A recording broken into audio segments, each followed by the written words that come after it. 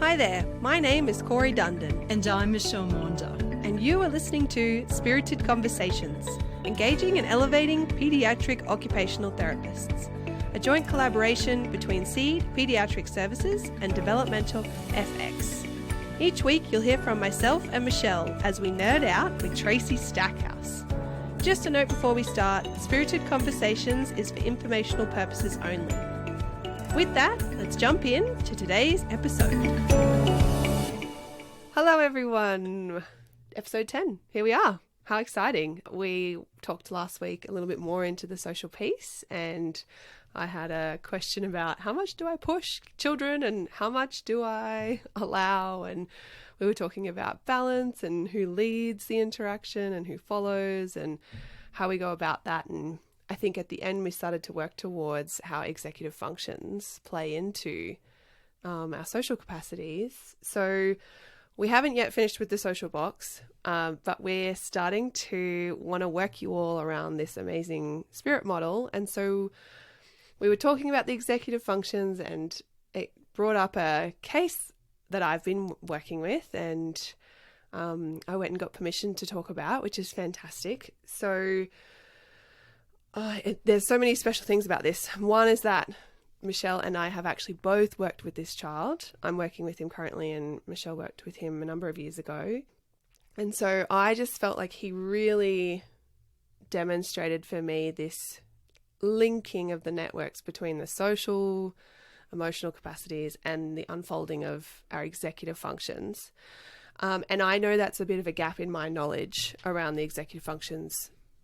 Just, I guess it's because so often I feel like I'm working on regulation and modulation and lower level social emotional capacities, that it's almost like I never get this really clear example of here are the executive functions shining in your face. And so it's like, great, this is a great opportunity for me to refine some of that knowledge.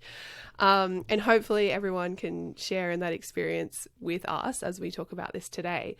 But in terms of the case today, my little friend is a 10-year-old, roughly 10, little boy with ASD and ADHD. Just to give you guys a little bit of context around picturing somebody, because I'm sure there's probably people have children with those similar sorts of diagnoses on their caseload, and of course they're all different, but it can help you sort of lay it onto something that feels familiar to you. So yeah, he's been coming to see me for it's probably coming towards 6 months now. We've had some interruptions in that, but he's just been a joy. It's been really fun. He's really socially motivated. He really wants to connect and interact, but he's also delightfully distractible. And I say delightfully for me because I can attune to him one-on-one, and you know, I can bring him back and contain him a little bit, although that's been a process in itself, just learning how to do that for him. But yeah, I'm sure out and about would look a little more probably impulsive and have a little harder time coming back to. He tends to really want to interact socially, and I think, this is my guess, is that in those moments he kind of comes to a familiarity thing, that something's familiar to him, which is asking questions about specific things, and he'll ask the same questions to each person he meets, and it's a little repetitive. What would you say, Michelle? Yeah, it's kind of like not always particularly I want to know the answer, although and sometimes he probably does want to know the answer, and I can sometimes feel that difference in sessions where he'll ask those repetitive questions, and if I give him an answer, he's actually tuned in and listening, and other times he's not actually. It's just like, oh, I'm just going back to my familiar thing. So he tends to do that out and about, but in my sessions that's dropped off a lot. Like a lot. I get it way less frequently now, and it's a lot more attuned and appropriate question asking to the context. So that's the other thing, is that the questions are often completely irrelevant to what's happening in the moment, right? Mm-hmm. So I'm looking at Michelle and like nodding Yes, at Michelle. yes, that's a yes. Yeah, so I guess we can talk more about what I've been doing lately, but maybe, I don't know, Michelle, whether you want to add anything from context prior about where you guys were at when you were seeing him, or like if I've missed anything that you think is really helpful for people to know. I mean, posturally, he's not very stable, but I haven't been working on that, so we probably won't talk about that today. Well, I mean, you know, I haven't been like, when I say I haven't been working on that, I mean like I haven't been doing set procedural activities that work on postural development. Hasn't been the priority of sessions. But yeah, I mean, is there anything else that you think is helpful to get a picture of our little friend? That's a great little description of him. When I was working with him some years ago, I guess an example of he would come into the building, which was an old Federation wooden floorboard home, and he would walk in, fling the door open. Hi, Michelle. Yeah. Sorry if that's too loud. Yeah, for no, listeners. but that's really appropriate. Really loud. And he would stomp his feet a number of times on the floor, and then walk down the hall, really interested in the echoing of the hall, and that I was like really being surprised about how loud he was, and he delighted in how, you know, cheeky. I would give him big affect to be like, oh, that's so noisy. You're so noisy, but you're so happy to be here. Let's go in. We go into the room, and it was just these looking and wondering at all the opportunities. And within maybe a 2-minute window, he might have asked 7 questions and had 4 different play ideas. And wherever his eyes went, his body moved towards. So I guess I'm just painting a picture really of how he looked and moved, but it had this really beautiful, the thing that stuck out to me, I guess, he was so socially motivated to be with. He loved big affect. He loved cheekiness, particularly if you added some drama. But that when he was in spaces that were less contained, I guess, for him, so even out of the hallway into the clinic, he just got lost in the room. Oh, totally. In the ideas, and sometimes he wouldn't finish a sentence because his eyes would catch a new thing and he'd have a new idea. Yes. So does that paint a picture of how he presented? Totally. And like, it's just like, I'm like, yes. Because even now, even though he's made such beautiful progress, he'll come in each week looking like that, although it's less intense, I think, than it has been in the past. But he will still come into sessions, and it's just like, it feels like chaos a little bit, in that it's like, oh, I need to go do this, and oh, we're going to play this, and then, oh no, we're going to put the music on, no, we'll get this, oh wait, Mum, say goodbye to me, no, push me, but give me a boost on the swing, this, no, I don't want to take my shoes off. Like, even because we have the routine of coming in and you take your shoes off and you take your socks off, and then you can get on the mats. And I mean, he's done that for I don't know how many years that he's been part of Seed, and that's a routine that always happens, but continually it gets missed. Like, I always have to go, oh wait, hold on, we're missing something, look, you know, and then I have to sort of reorient him to do that, and it can take us like a minute or two to get back to off the mats, to then sit, to then take off shoes, to then so just in that transition, it still looks a little like that environment still it's, and partly probably, like you said, it's partly excitement, because he's super excited to be there and to come into his sessions, because he absolutely loves it. And so it's partly to do with that, but it's just it's very satisfying, because he comes in looking like that and he leaves looking very different.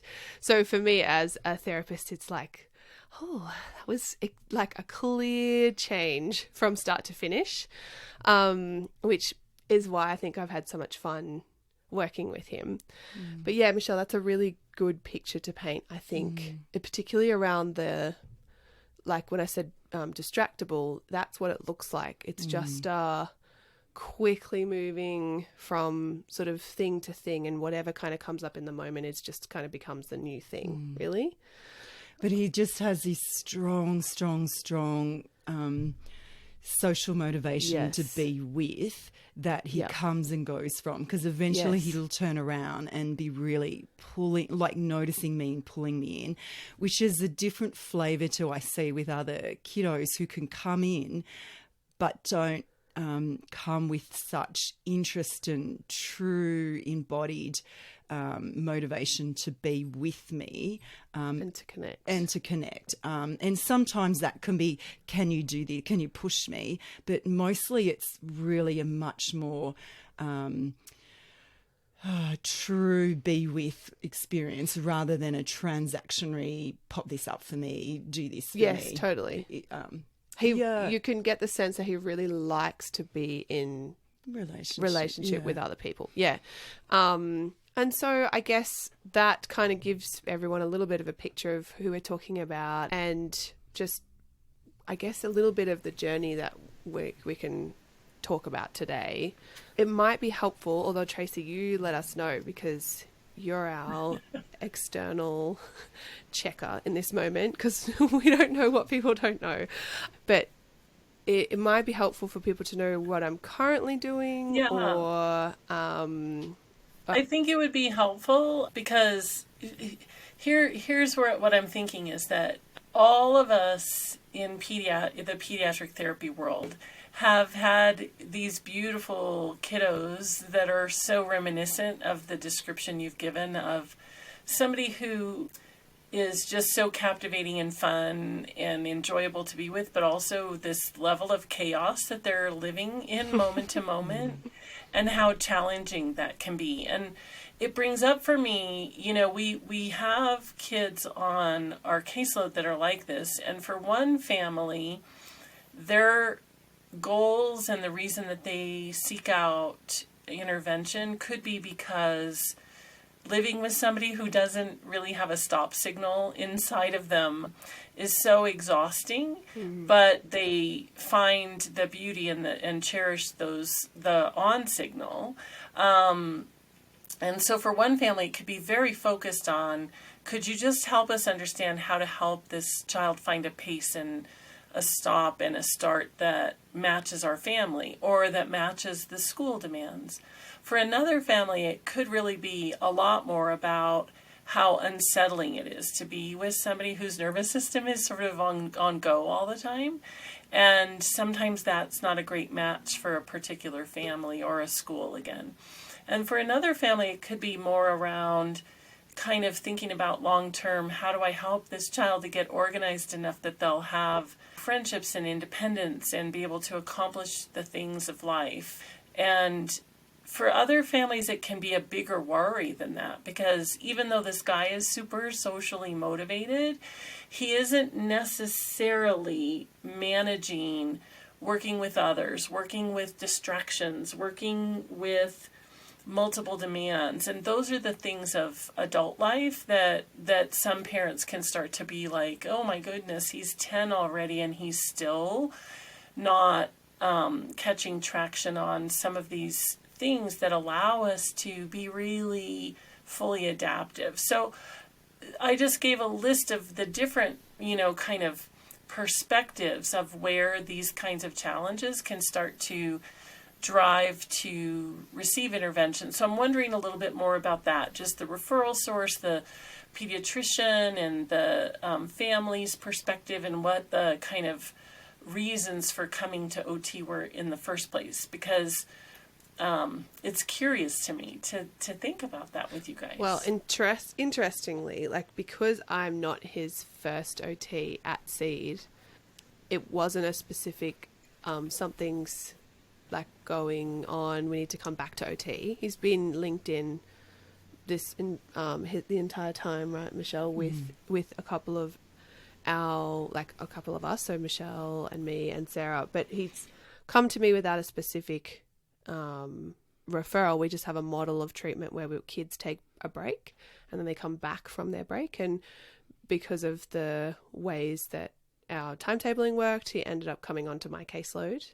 And so there was no specific new element that kind of drove that. But Michelle probably has a bit more of a sense of the initial reasons that he came into therapy. But he's like, I guess it's changed so much in terms of over the years as to where the priorities are. And I'm sure, Tracy, that many of the things that you said probably resonate with the family at different points in their journey.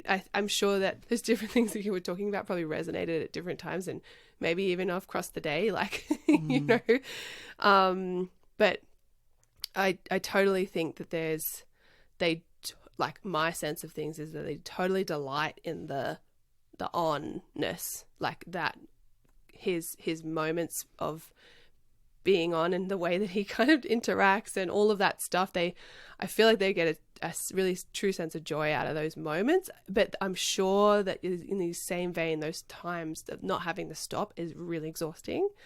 So that's my current sense of where things are at. And also then wanting to do that move towards, helping you connect in a more robust way that allows you to actually be with, work together. Like, I feel like those are the like really important things that they would love to be able to see more of. But yeah, I don't know if you have any earlier context, Michelle, about initially. I think early on we joined with the family and there wasn't diagnosis, and so they have been on a long journey. This little Delight is the third child. There's lots of support with aunties and uncles and grandparents, and they're a really socially active and involved family in the community. So this little fellow's strengths really are a match for the immediate family as well as the broader extended family and community they live in. So they absolutely delight and share with lots of cousins his interest in people and being involved and following all the sports and his particular interest that he has. I think over the time as he's moved into school and was getting ready to school, some of that focus on activities of daily living, how we're going to keep him, the parents both work, older kids needed to get to school on time. So it was like, how do we select a school? How do we, they wanted for him to go where his siblings went, but that ultimately they weren't able to do that. So how do we get, some ADLs? How do we get him dressed in a rhythm and eating that wasn't really pulling the family into chaos just to get out the door? So there was certainly some practical issues. When he went to school, there was similar. It was like, how are we going to support him in a mainstream school? So there's always been a practical nature. I think as a mum myself, we're always wondering about, the future and how's that going to look? I think this family, with all their children, and as we do, trust that everything will be okay, that this boy will be supported, he'll find his place, and it'll involve lots of people who love him around him. So I think, sorry, getting emotional. Just because it's just the joy and the delight that we have in working with these families. So I think isn't it's it? the dance in and out. That there's he's got lots of strengths that's really matching the family, that people around him support him, and that over time when he's in different contexts, it's like, oh goodness, we've got to work on, sitting still in circle time. But, that's the immediate issue. But the flavour is that he'll be okay, and so will they. Yeah, I love that you get emotional. It's because you care so much. It's a beautiful match. It's not lost to me how tricky the day-to-day is. But I think it's a really good match. Totally, and he is a delight. Michelle, your empathy and your connection are just so very valuable, and I think for every one of us, we kind of have to walk that line of empathy and connection and co-occupation and relating so deeply to the real human story that is true for every one of the kids and families that we're working with.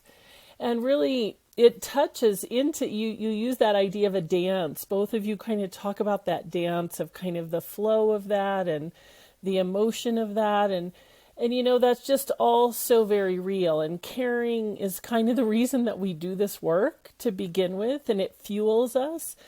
And we're going to be touched and we're going to feel it. And I think we should embrace that and know that, one of the struggles that we have as clinicians is to sort of be in the present moment, but we're also, as OTs, we're so goal focused that sometimes we're thinking about the future, and that can also be like a thing we're holding. So the combination of that, I think, inevitably sometimes leads to us having some, kind of experiences, deep emotional, ranging emotional experiences.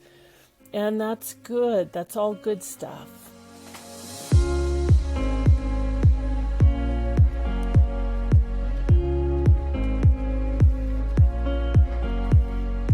And there's also, I think, though, a reflection of sometimes the struggle, because sometimes when families have a lot of resources, a lot of community support, family support, all these layers and sort of lots of things are possible. And yet this little guy is struggling, and he's struggling in the way that, he's had these layers of diagnoses added over the years where this is tricky for him, and then let's unearth that, and then it adds on. And sometimes when we have kids that have multiple layers of diagnoses, it's just a reflection of the multiple levels of complexity. And I think from a clinical reasoning standpoint, when we're trying to address this in therapy, complexity can sort of make us say, well, what should I be focused on here? Should I be, really addressing his needs from one perspective or another? And those perspectives, especially around this regulatory function, this broader, big regulation issue, it's complicated on the spirit form. It shows up, the concept of regulation shows up in a really formal way in 3 different big functions. And that's really a reflection of how much of our whole nervous system and our is really involved in the processes related to how does somebody come to be organized and come into that full capacity. And so for somebody who's living in a lot of chaos, it can show up in our clinical world, and we can feel that chaos, and we can have a hard time saying, what should I be kind of connecting into here as the kind of cornerstones. So for me, the spirit tool is really good at helping us in our clinical reasoning to connect to those key capacities that we need to build. And it really clarifies the focus of treatment. So I think it'll be really fun to think about this guy from that perspective. Yeah, beautiful. I'm really excited to explore all of this further. So I hope we've given everyone listening a good sense of what our little friend looks like and how he is in the world and where the family's coming from. And now I think it'd probably be helpful just to give current context of what I've been doing in sessions. Then we can together hopefully unpack that a little bit more so we can reflect on these functions. So I came to my little friend with fresh eyes. I tried not to have too much of a picture of how I expected him to be. I just wanted to meet him where he was at. And so the first session is 100% Michelle's description, really, really appropriate. But I guess, sometimes when you have older kids, you feel a bit funny doing things like singing songs and because you think, oh, they're probably a bit too old for that. But he just wanted me to go there. I think even in that first session, he wanted to sing nursery rhymes. So I was like, all right, let's sing nursery rhymes. And it was in that moment that I had the most regulated connection in that first session. So there was a lot of impulsive shifting of ideas, moving between things. And so once I sort of got that little moment, I was like, oh, okay, I see your jam. I need to go there, and I need to be willing to go there because that just works for your nervous system and works for you. So let's just deconstruct just a little bit about what that means. Yeah. Because I think that that's really important for a little nervous system that's struggling in chaos. Predictability, rhythm, familiarity, are really cornerstones, and doing it with human voice. So our sense of connection that kind of comes from predictable rhythm is a very early skill, and it's actually how one of the threads of these higher level capacities really develop out of. And so when you are connecting in and helping him to find that this kind of place of just sharing a song that we both know and that we can kind of get into the rhythm of it, but then you can enhance that shared experience. And so talk a little bit more about how both the social sharing and the sensory qualities of rhythm and also just the predictability nature might have been a part of that formula for him. In terms of when I first stumbled across it, or as we've... So I guess I'm trying to remember exactly how it happened. I think it was a book. So he had just decided, let's read a book, and had gone out of the room and gone to the little book crate that we have in the waiting room. And I was like, okay, like, come on, like, let's try and see if we can get him back in the room. But I was like, all right, let's see where this goes as well, because I'm willing to go there with kids sometimes. It's just to see, okay, see what happens, see if I can get something out of this. And so when he looked through the books, he picked the book that was a nursery rhyme book. And so I was like, oh great, like let's do that, sure, because he wanted to do that. And I said okay. And so we took it back into the room, and I ended up putting up the rainbow, actually the lycra rainbow, we call it the rainbow. And he got into that space, and then we read that book together in that contained space. And he looked really settled, which is really nice. So I was like, okay, great. And then we didn't read the whole book because it wasn't a really big book. It was kind of one of those cardboard pages where they're quite thick and you can turn them. But I wouldn't catch him the whole time. Not every song caught him either. Like every rhyme caught him. So I ended up, I can't remember exactly why I decided to, but I ended up putting him on the log, and then, which is we call the log our bolster swing. And he then wanted to sing those same songs that he enjoyed in the lycra on that swing. And so that's what I did. It was a really cool moment because I was starting to give him movement rhythm, and I was all sitting down in front of him, kind of where he could really access me easily visually. And I could add some level of, I guess, novelty or rhythm through the way that I would give input to the swing through his body. And he could also join me in that we could sing together. So I don't know if that answers your question. And the log swing was going backwards and forwards. So he's approaching you and withdrawing in a rhythmical way. So he was coming towards. Yeah. And did you both sing together? Like, did we he know the words? Yeah, he knew the words. So I would always offer him the choice of which song was it? And I would open up the book, or he would pick the song, and then I'd be like, and I'd open up the book to that page, I'll have this one. And he was like, yes, that one. And then I was able to also, because at that point, not pumping a swing super robustly by himself either. But yeah, so I would be able to sort of give him some rhythm around the timing of the swinging to that song specifically as well.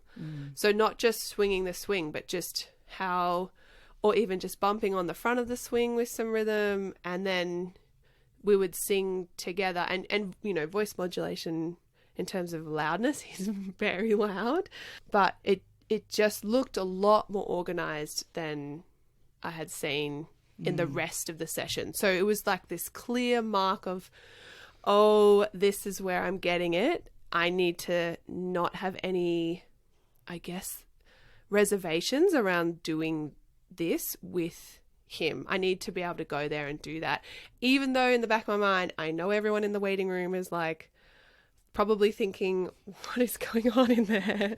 And then, or just if there was someone watching being like, how is this therapy? But it was so clearly his best moment in that session that I was like, I just have to go here because this is where he looks the most organized. And so I need to continue to follow this with him. So that's kind of how I came across this moment, because I didn't start with deciding I was going to sing songs.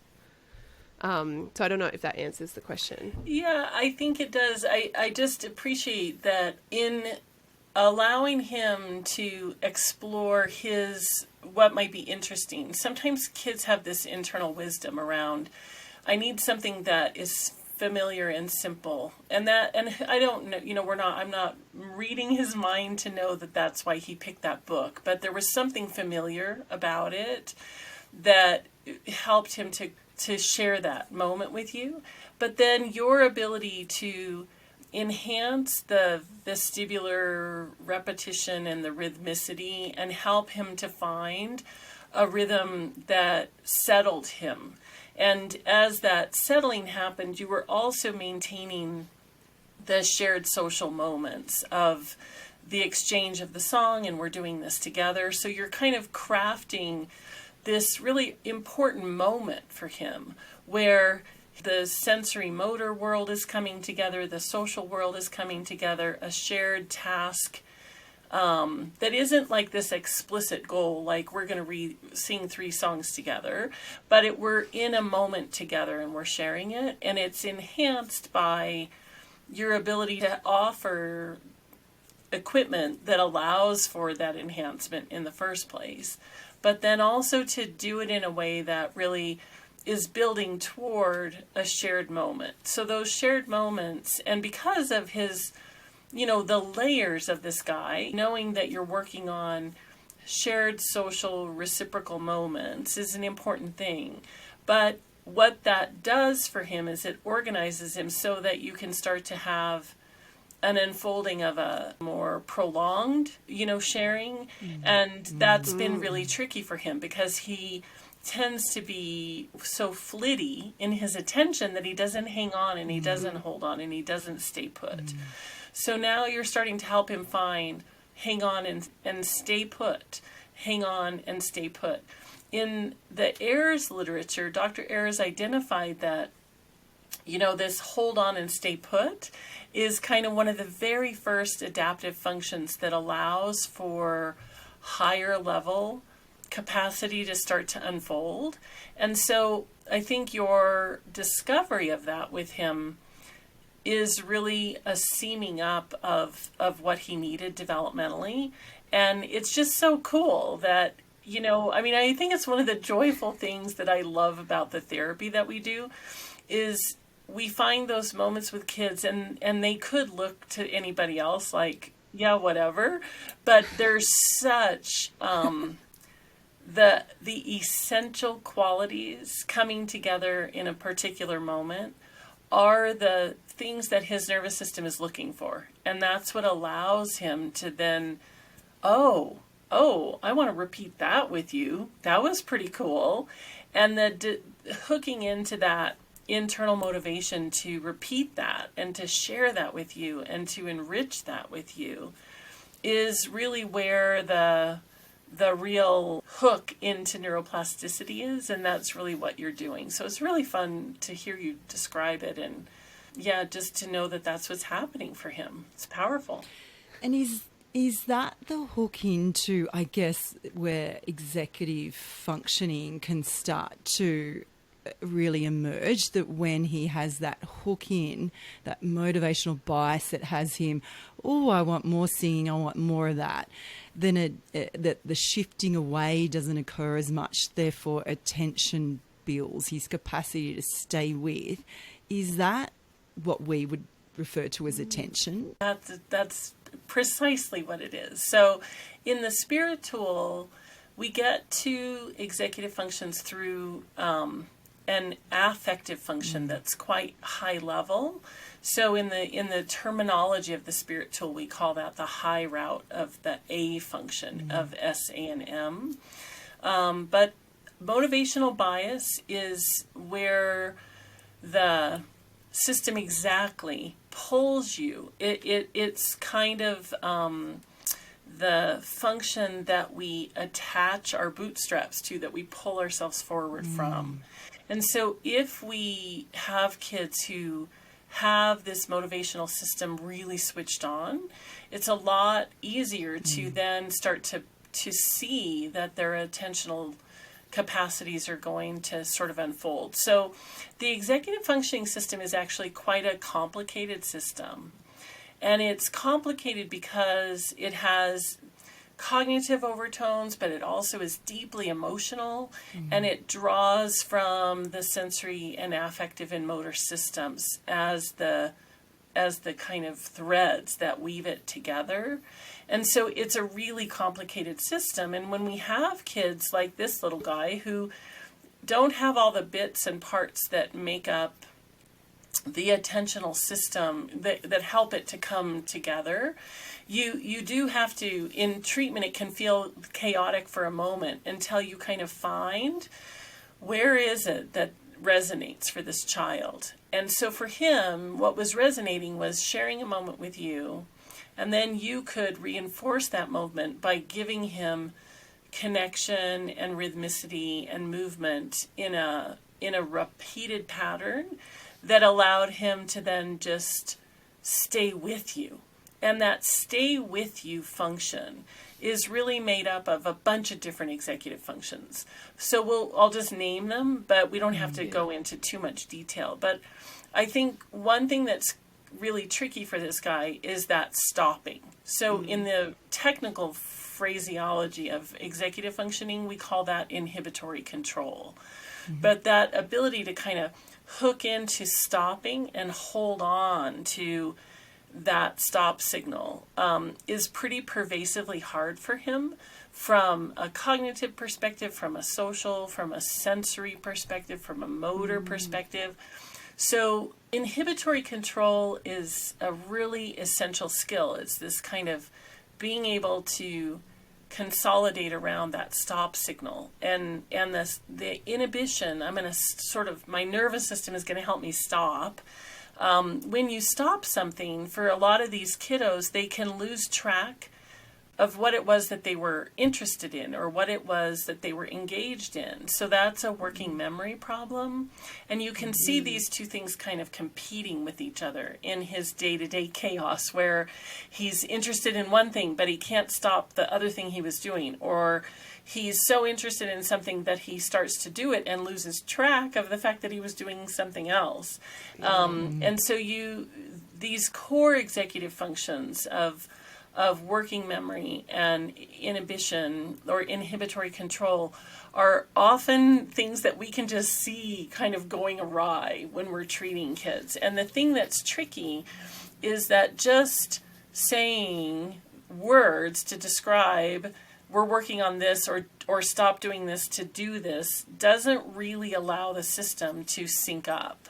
So while this is a pretty high level system, it really depends on the shared motor synchrony and the shared social experience to start to catch its key elements. And once those key capacities are available, then we can start to build on them from more of a language-based perspective or a cognitive perspective. But if we don't have anything to kind of hang on, then those words end up being pretty empty. And that's what happens for kids like this, is that if they don't have anything to hang stop on, then helping them to stop doesn't really help them to stop. So we have to sort of generate it more internally. And that's what I think you're doing such a nice job of in this session, is helping him to get the key bits to start to have any semblance of something to work from. And then once you start to have that capacity, start to have a even a minimal level of appearance. And so what's been pretty elusive to him up until now is going to now start to really catch some traction because you have some working bits to work from. So I am just trying to put this together. The sensory motor relationship rhythmicity timing piece that I was doing in that moment, and I've continued to sort of do that over sessions, that gave him access to the inhibitory control through the motivational system. Is that right? So we've got in higher out of A, in my mind, is sort of like the more cognitive parts of the brain that are involved in what am I interested in, what am I going to stay with, because I'm interested in that. But I came to that part because I knew he already had a drive for social connection, but then I paired that with his sort of how his nervous system resonates with rhythm and timing and predictability, and then also some of that, my just being aware of his postural control not being great, so sitting in the place that I knew he could find me easily, and then also giving him the rhythm through the sensory motor piece, allowed him to do the stop and stay with for a longer period. And of course the first time it wasn't that long, it was there, but and that's where I noticed, oh, I've got you, I've hooked you in. And are you saying that is the foundation for then the building blocks for then more executive function? So I need to be able to have the inhibitory control around the things that I'm interested in, stay with longer. Is that what we're saying here, or? Yeah, so for many, many times that is exactly true. And I think that's true for your little guy, is that even when he was interested in something, he would flit away from it. Yeah. So that the motivational system and the effortful control system, which is a partner in the executive functioning network, we'll put in the show notes a little visual that's been created by a consortium of researchers to describe this, because I think we're talking about a lot of concepts here. And so that visual will probably be helpful to take a peek at. But yeah, so when kids are feeling motivated by something, the desire to stay with it, that persistence, control, and grit, and I want to do that again, I want to repeat that again, that starts to be the driver that helps you to say, I want to repeat that again, and I'm not going to do that other thing. Very often when kids are going through the emergence of this is when they get really interested in something, like they're building Legos or they're coloring or they're reading, and they forget to go to the bathroom because they're so engaged in this higher level skill that they kind of lose track of their bodies a little bit, and they lose track of tuning into their interoception or other cues, and they can sort of lose, they're so motivated that they're overly motivated. And that can also be something that we end up having to work through in time and, over time. This hooking into, I'm interested in that, so I'm going to not pay attention to the thing that catches me, is a really important, set of skills. And we see it in little kids starting to kind of assist them in building that, I'm going to stay with this, I'm going to stick with it, I want to try it again. And you'll hear kids use that language of, let me do it again, or watch me again, or I want to go again, or it's that kind of repeated motivation that is so critical to hook into and to help to build. And then the attentional system is like, oh, I can do that longer. I can stretch longer. I can hang in here for a longer bit of time. And so I can keep my focus. And again, it can get kind of sticky where kids are like, I'm so drilled in on this, I'm just paying attention to this, I'm not going to be flexible, and I'm not going to shift my attention. And so there's lots of little bits of this that for kids that need intervention, we have to kind of work through all of those processes, because they tend to each be a little sticky in and of their own. But what we what the spirit tool can help you do, and what clinical reasoning, just thinking it through, can do, is to say, what are the skills that are available right now, and what does it look like this child is really working on? What does it look like is the thing that is hooking them into the next higher capacity? And so with this guy, as you help him to, I want to try that again, I want to do that again, I want to repeat that with you, I want to have fun with you doing that, giving yourself to permission to do that, to just say, okay, let's do that again, that was super cool and fun. And as you do that, his ability to, that worked for me, paying attention for 3 minutes is a lot more fun than for 30 seconds. And so that success warrants a lot of progress.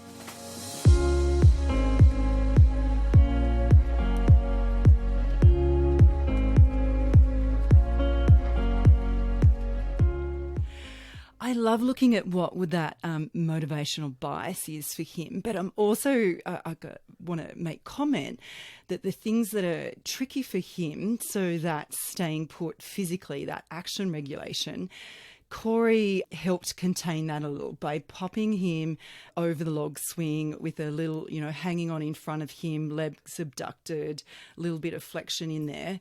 You helped provide some inhibitory input, I guess, that helped him stay put. I think also in terms of having nursery rhymes, like he loves having a good chat and has lots of ideas that he and he likes to talk about that. So having nursery rhymes, which he presented to you, aren't they wonderful? Yeah. That contained his words. It allowed him to speak, but it kept him on task and on topic so that he, I guess, had some inhibition around verbally, where he often can be impulsive verbally and as well as physically. So you were kind of doing the both. You were working towards what he's really motivated with, but you were noticing, I know you just didn't pick that log by chance, Corey, that you were helping with facilitate the inhibitory functions that were not allowing or restricting him somewhat to stay put. And then he... Yeah, totally. And the extra element to that, in that position, I also made sure that the log was at the height where he could just touch the ground still, because I knew that wasn't going to be helpful without having some level of still being able to use my feet to stabilize my body. But you're totally right in that swing gave him containment in terms of the motor action system, because getting on and off that swing is not easy for him. No. So once he's on that swing, it's like, oh yeah, now I'm here and I'm anchored. And then, it was also, I know that swing, if you're sitting on it like that, I can give you really nice linear vestibular input. And that's also going to help anchor you. And then also I'm going to sit below your eye level and kind of right in front of you. So I know that's going to help relationship anchor you. And stop those eyes flicking off. And they do that. I mean, at our most recent session, you can still, it's still moving away and in and out of that. But gosh, it's so much longer.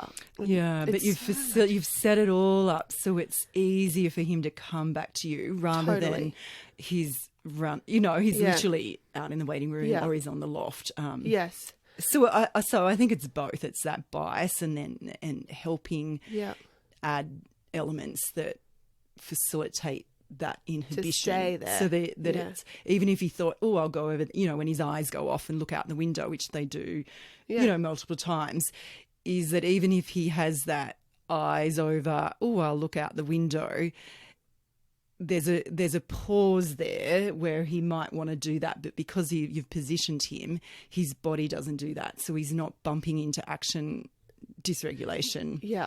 And he's anchored enough in all the other stuff to then show the inhibitory control of seeing something else and then remembering, I was in this thing, this was fun, I'm going to come back to this. And so it's really cool, actually, just now I've had that revelation of, man, he's doing that bicep curl of inhibitory control so many times. Just that I'm looking away, I'm orienting to this little toy, and now I'm coming back to you. And now I'm looking away and I'm oriented to this story. Now I'm coming back to you. And it's really, really cool because that's me helping support that attention function for him for, I can do this longer and I can stop and I can come back. Because that's a really cool stop for him. So thanks for helping me see that, guys. That's so cool. That's exactly it. It's like once you get to those core bits, you really identify. It's almost like that neural exercise. You know, how am I strengthening the bicep? How am I strengthening the attentional control, stop, come back, stop, come back. And doing that where he's driving it, where he's using his own capacity, because you've set the scene for him to be able to anchor into it and use it. And it's just so powerful. So I'm glad that those dots connected and that clarity comes to mind.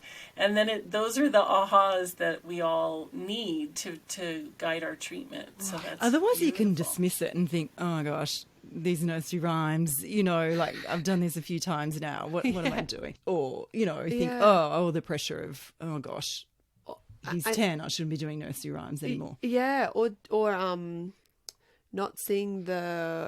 not really clearly seeing where the actual work is happening because you haven't, unless you really stop and reflect and think about the fact that that's the thing that's building the capacity, then you don't see the value in staying there. You can't really identify the fact that staying there is so helpful and I'm sure it starts to expand, right? And then that naturally starts to unfold in its complexity in the way that begins to show up in sessions. And I shouldn't have to push or enforce that unfolding.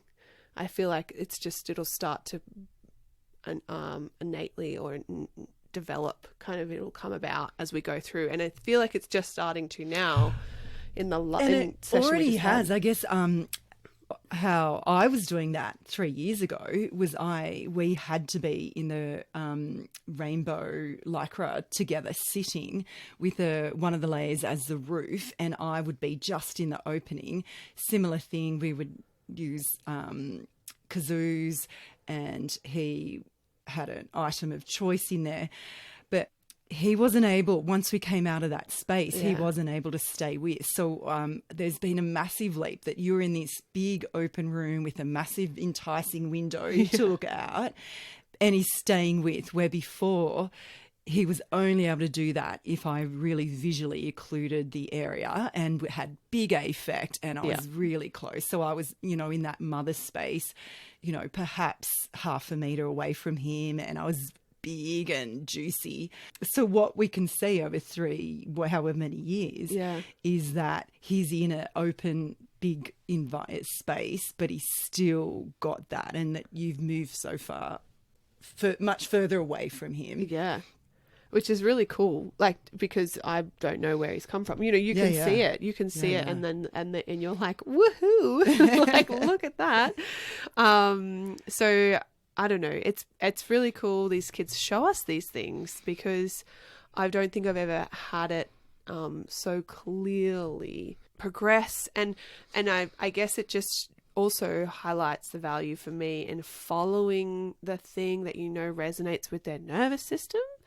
Because if I had too many reservations around, you can't sing the wheels. Can I Wheels just say, on the bus. I saw Corey sing Wheels on the Bus with gusto, like she's at a concert. Oh, Bob the Builder. She punched Bob the Builder. It was like she was at some.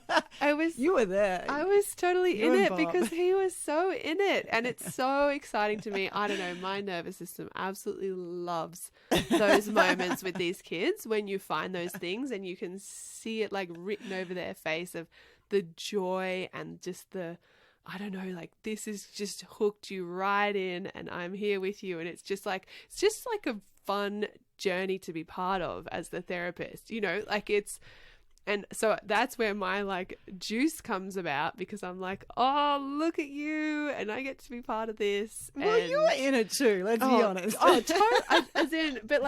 I'm fully vibing off his vibe, and don't care. Whatever that takes. If that's Bob the Builder, I'm totally in there. I will go there with you. I will do Bob the Builder.